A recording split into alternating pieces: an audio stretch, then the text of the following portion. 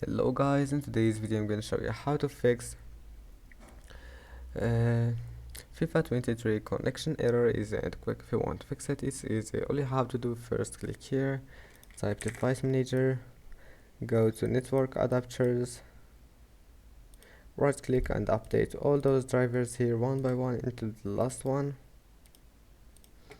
Now close it, and after that click here and then type Windows update settings. Now click check for updates and make sure to install all the updates that you can find here. Now close it and then click here and now type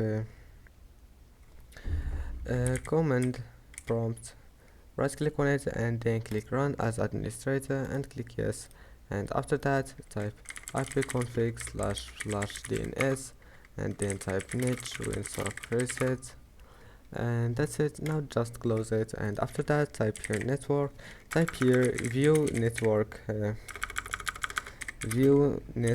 connections, and now right click on your connection here. If you are using the internet cable, you will find here internet. Now right click on it and click properties, protocol internet version 4, and click properties. Now just copy my settings, click used following DNS, copy those numbers here and then click OK, and that's it. I hope that can help you. Don't forget to like and see you in the next video.